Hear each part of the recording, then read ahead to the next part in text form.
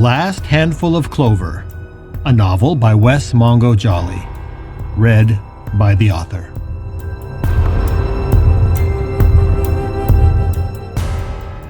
Book 2, Gifts Both Light and Dark.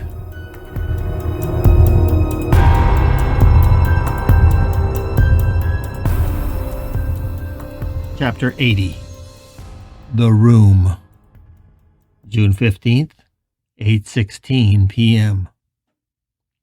Richard's rage followed him into his own memory, where he materialized like steam on cold glass, and his body came together already shouting. He heard his own voice, but he wasn't the one forming the words, as if his shouts were being tuned in on an old radio from a station on another continent. "You can tell me about how you're not gay the next time you're sucking my cock," Richard was yelling. He could not only hear it, but he could feel the bitter words in his own mouth. And yes, it was his mouth now. Or better yet, tell it to whatever professor you start fucking within the first 2 weeks at Dartmouth. You could tell him all about how you want to date girls while he's driving his cock into your ass. There was a body attached to that voice. He looked down at his pointing finger. His hands looked far less lined, and on his wrist was a watch that he had not worn for more than a dozen years. That wrist was trembling. It was his wrist, and it was attached to someone shameful that he used to be. Richard and Justin were standing in the room where the two of them last saw each other alive. Only vaguely was Richard aware that this was the past and that much had transpired since this horrible day. He fought to remember it all, but in the rage that once again filled him and with the hatred he felt toward the boy who had wronged him, all of that was vague and unreal. Forcing himself to look around the room, he saw it too was different from what it would be on the day that he died. Different, and yet the same too. All the furniture was what his mom had when this was her house, and the walls were the white he remembered from when he was a child. The gore was gone from the carpet and the wall, and where that stain had spread was now hanging a picture of himself and his brother on a fishing trip with their uncle when they were both teenagers. This is the room, the way this room looked when Justin and I were seeing each other, he realized. It was the year after I moved into the house. There were still some boxes of books against the far wall where they had sat for that whole first year. It was all like he remembered it. But no, not quite. The colors were wrong. They were too bright, too clean. The furniture was untouched. The windows didn't show anything outside, just a blank whiteness, like the glow from a neon sign, or like the room was suspended in sunlit fog. The room was bathed in a light that came from nowhere, making everything soft, hazy, indistinct. This was an idealized CGI version of this room, pieced together from his own faulty memories and sanitized to hide, or perhaps highlight, his guilt and regret. Even as Richard took in the details of the room, he could hear his voice continuing to rage at the boy who stood before him. "You're just another self-hating Mormon fag," he screamed. "I should have realized from the beginning that you are nothing but a whore." God, the sound of his voice. He hated it so much. Was he ever truly this bitter, this vindictive?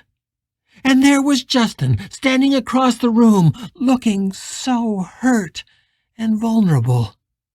Why couldn't he see that at the time, how deeply his words were wounding the boy? How irretrievably they would cut his soul and mar him through the rest of his doomed life and beyond. He tried to stop the Richard from 17 years ago, tried to silence his shrill and desperate voice, tried to make him shut up before he did even more damage, but the poison was already out, and Justin was speaking, his voice high and tremulous like a little boy. "I'm not self-hating, and I'm not repressed," Justin advanced on Richard, his finger poking him in the chest. "In fact, the only person I hate right now is you. I'm not your fucking property. I'm leaving this shithole, and I'm leaving you, and I'm going to New Hampshire, so you can just fuck off, you big fucking deal, fucking Professor Pratt. It's all the same, he moaned, wanting to claw his way out of this hated body. It's my punishment. Perhaps this is hell. I'm going to be forced to relive this moment, the worst moment of my life, over and over again forever. He wanted to sink to the floor, but his knees refused to buckle. Please, God, he begged, I would rather feel that gunshot in my head again than this. Anything other than having to witness what I did to this boy. I can't live through this day again.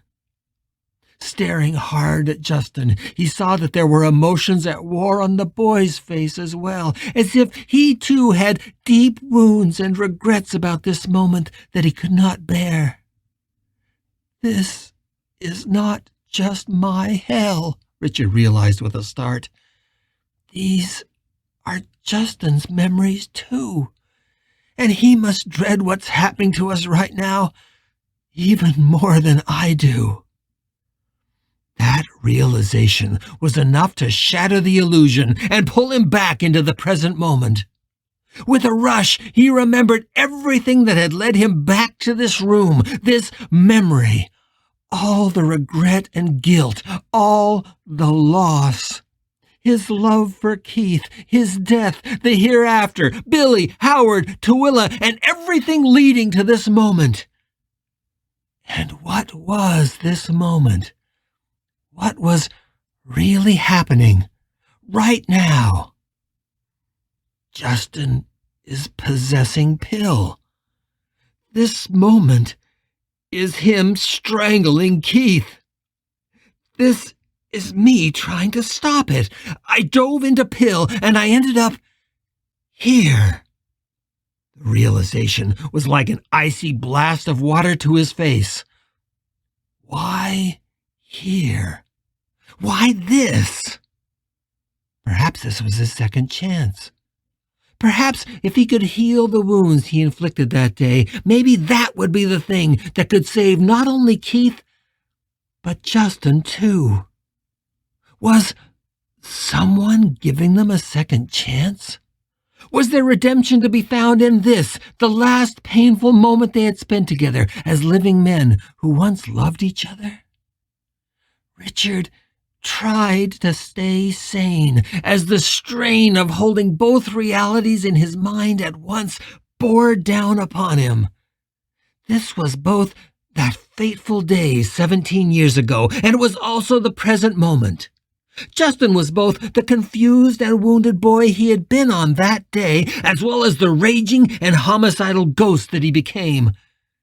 And Richard was both the insecure young professor and the guilt-ridden older man, full of loss and regret. I have to break out of this script. I have to stop this play, Richard thought. 17 years ago, he had turned away from Justin in this moment. Every fiber of Richard's will was yearning to turn away now, to stick to the script, to let the anguish of this moment end with the sound of a slamming door. He felt his body turning, and with a supreme act of will, he stopped it. His hand shot out and grabbed Justin's wrist. The spell broke so suddenly that it sounded like crashing glass in Richard's ears, and the look on Justin's face told him it had been just as much of a shock for the boy. He, too, had wanted this moment to end, had wanted to storm away from Richard and slam that door, but now he was trapped by Richard's grip on his wrist, and the look on his face was somewhere between terror and ecstasy. And yet Justin continued, reciting his lines the way he had, struggling to wrench free his hand and back away. His voice was unsteady now, as if his memory was failing and he was searching for every word. Richard, my mind is made up, but what I really need is for you to tell me it's okay. I need to go. I love you, I really do, and I really need you not to hate me. You'll never know how important this summer was to me. How important. A shiver ran through the boy. His head jerked to the right, oddly mechanical, as if slapped, and then his head tipped back. Reeling, he repeated his last words as if they were a skip in a broken record. You'll never know. I really need you to. You'll never know how important. Justin's voice trailed off as the tremor grew into a spasm so violent that Richard had to squeeze harder to keep his grip on the boy's wrist. And then Justin roared as if in agony and threw both of them back against the wall, which absorbed the shock with barely a sound. The picture of Richard and his brother fell to the floor. The sound of the shattering glass, as much as the impact, finally tore Richard's hand free. "Richard!" Justin said as he staggered away. His hands grasped his temples as if he was trying to press the words out of his skull before it fractured. The only person I hate. Richard, the only person I hate. Richard stared in wonder. Justin was now simultaneously the hurt, lost, broken-hearted 18-year-old boy that he remembered, and something malignant, something malformed by years and years of hatred and resentment. He was the innocent boy Richard had wronged, and also the vicious, angry monster that Richard had made him. He was also the fireball of rage that was, at this moment, controlling Pill and choking the life out of the man that Richard loved. I'm losing him, Richard knew. I'm losing them both. This is the moment when it happened. Justin had been so desperate in this moment to find some love and affection, and I failed him. He remembered what he had said back then, and every muscle in his spasming body was aching to say them again. Justin, you made your decision. Go ahead. Ruin your life. I don't care. I never did. I never loved you. I never cared for you. You were just a hot piece of teenage ass, and I'm glad to be rid of you. Now get the fuck out of my house. Oh, God, yes. Those were the words he had said. No wonder they had burned the boy to the ground. Suddenly, there was a third voice in his head, as if she had been watching all along, waiting for this moment to remind him of what she had taught him. Compassion, Tooele was saying. You can only possess with compassion and empathy and kindness. What did that mean? Was he to just let Justin walk away with his blessing? Should he tell him he would always love him, even if they weren't together? It seemed like an impossible demand, a weight that not even God himself could lift.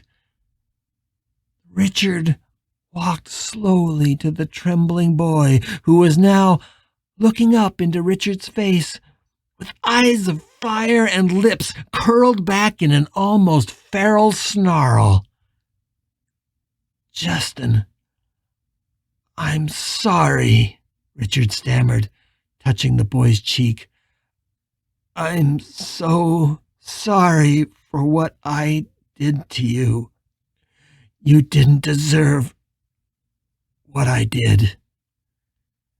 Richard wasn't sure what he expected to happen, but as hard as those words were to say, he could see that the boy before him was still at war within himself. Perhaps it was too much to hope for that Justin would fall into his arms and all would be forgiven. To his agony, Justin's face was growing ever more torn with anguish and despair. Richard watched the warring emotions as they painted themselves on Justin's face.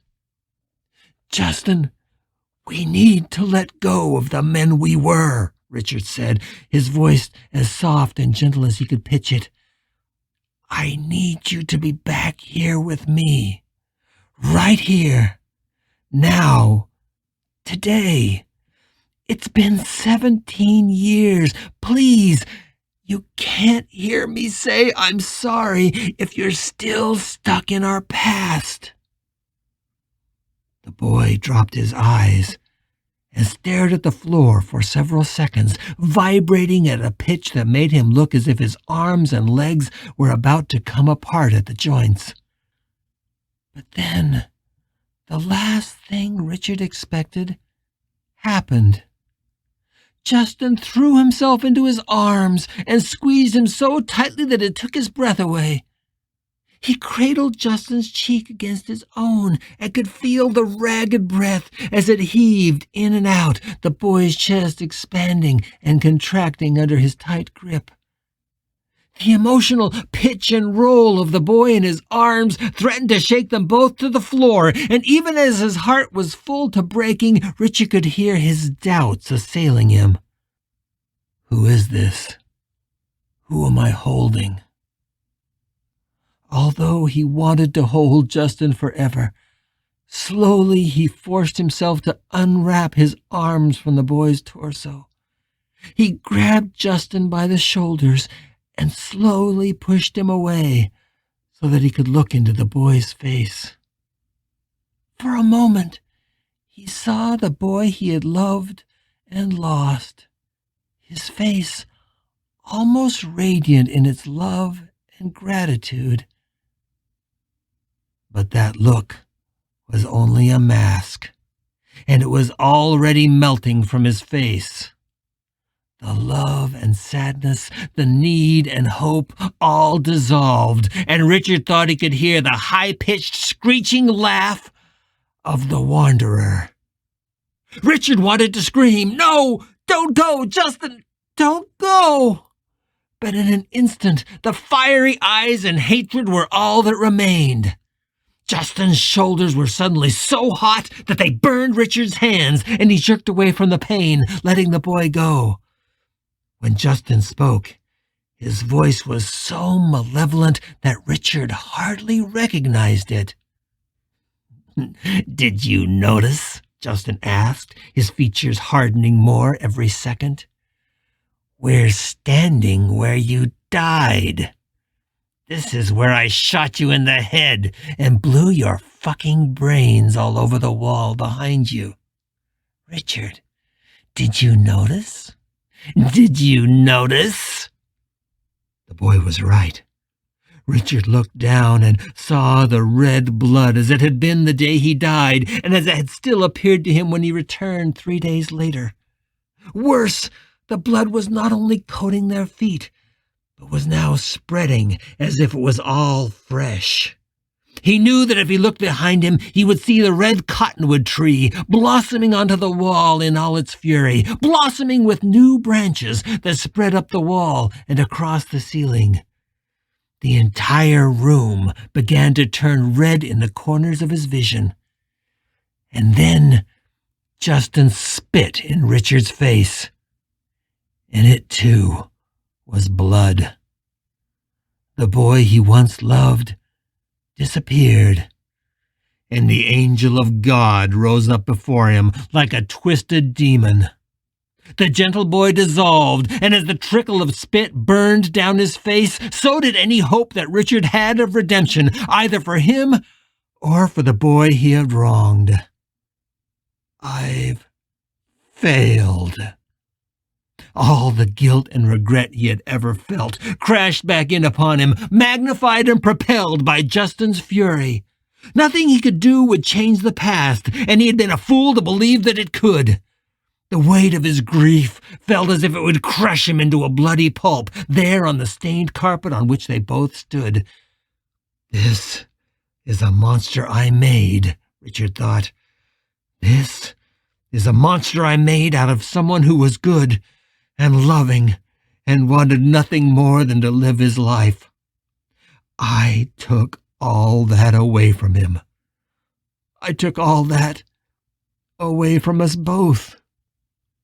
Like a shimmering funhouse mirror, the room itself twisted around them.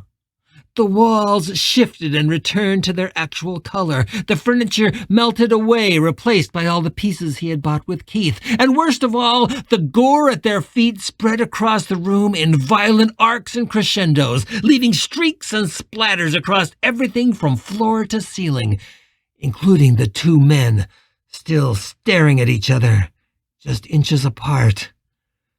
Rivulets of red ran down the walls and over both of their faces.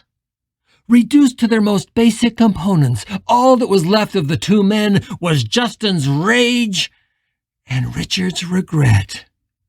And in despair, Richard realized that Justin's rage was by far the stronger of the two. There was no way he could save this boy now, at least not with any of Twilla's tools. Compassion alone could never heal a soul so thoroughly broken, and if he tried, Justin would win. He'd expel Richard out of Pill, and he'd be lying there on the ground, unable to do anything, as the big man snapped Keith like a twig in his hands. He knew it was what Justin wanted, perhaps more than anything else in his twisted life. So much for the path of blue and silver, he thought, with deep pain. All that I have now is the red path, the path of George and his angels. And if that is what it takes to save Keith, then so be it. He was surprised how easy it was to substitute rage for his guilt and regret. Without a single moment of hesitation, he allowed his hatred to flow over him. For an instant, he thought he could hear Twilla screaming, "No!" in his mind, but he silenced her voice effortlessly, and then harnessed that rage and lunged at Justin. Rage meets rage, Richard thought. Now we're equally matched. The room dripped with blood, and it ran down the walls, poured from the light fixtures, and hovered in the very air in a red mist.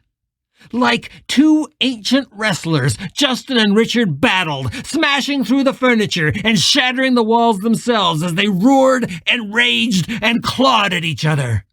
Vaguely, Richard knew that their battle could well destroy Pill. Even though this room was conjured out of their collective memories, it was built of the stuff of Pill's mind.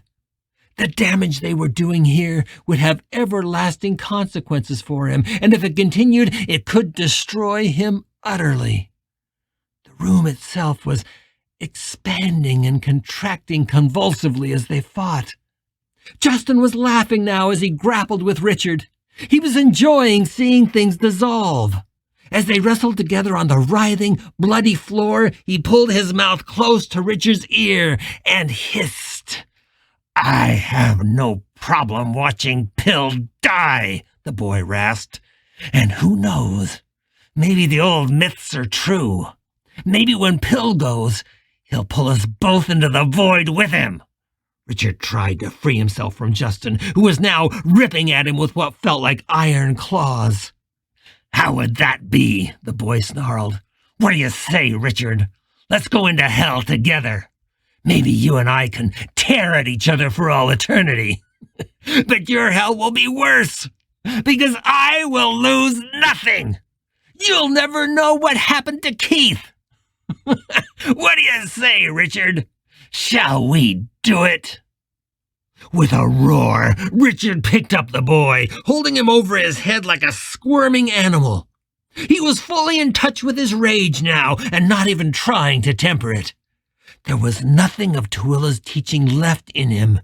He set it all aside as he slipped the mantle of hatred over his soul like a comfortable glove.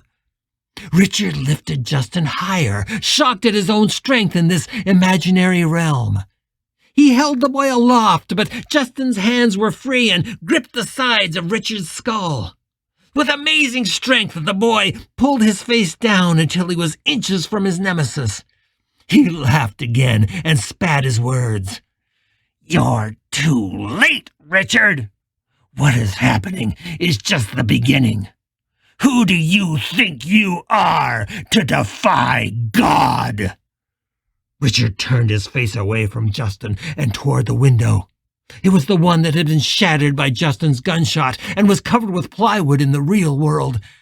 But here it was clear, bright, and featureless, shining with a harsh light, beckoning Richard forward. The blood was flowing toward it from the walls, the floor, and the ceiling like a massive whirlpool. He heaved Justin higher, preparing to throw him. Justin screamed, but now there was genuine panic in his voice. The balance had shifted, and the thing felt it. "Go ahead. I'll kill Keith the way you killed me. You won't see me coming next time. I'll make sure of it." He broke into maniacal laughter. Richard threw the boy through the window. But it wasn't just the glass that shattered. The entire room exploded around him, and he felt himself falling through endless darkness.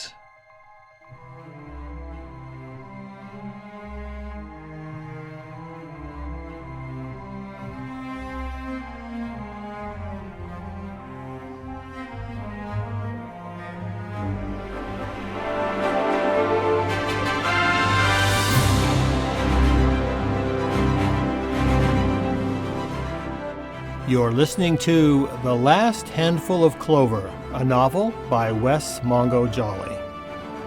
If you're enjoying this audiobook, please consider supporting the author on Patreon. That's patreon.com/Wess Mongo Jolley. And for more information, check out the author's website at wessmongojolly.com. That's WESSMONGOJOLLEY.com. Thanks for listening and stay tuned for more episodes.